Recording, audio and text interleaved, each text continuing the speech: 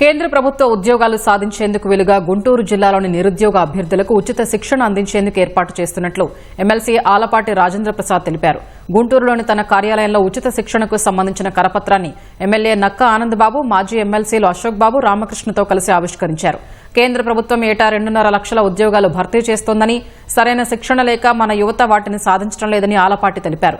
ఈ లోటును భర్తీ చేసేందుకు గుంటూరు లక్ష్మీపురంలోని ఎన్ఆర్ఐ ప్రాంగణంలో ఉచిత శిక్షణ అందిస్తామని వెల్లడించారు.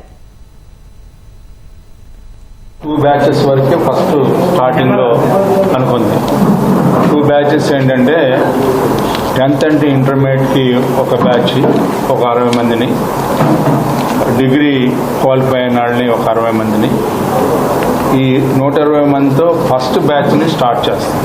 దానికి వాళ్ళకి అవసరమైనటువంటి నాలెడ్జ్ని, టెక్నాలజీని, రీజనింగ్ని, అడాప్టబిలిటీని, తర్వాత ఉన్న స్టూడెంట్ యొక్క క్యాపబిలిటీని, వీళ్ళన్నింటినీ అసెస్ చేసుకుంటూ you are suitable for this job అని చెప్పాల్సినటువంటి బాధ్యత.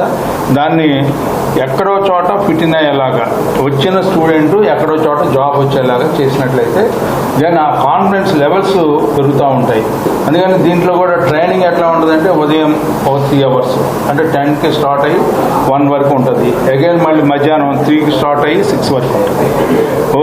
రుబ్బుడు కార్యక్రమం అనేది కాకుండా రీజనింగ్, ఇందులో ఏంటంటే రీజనింగ్ అనేది ఐడెంటిఫై చేస్తే ఆ కాన్సెప్చువల్ థింకింగ్ అనేది మనం అడాప్ట్ చేసుకోగలిగితే డెఫినెట్గా he will fit for the job.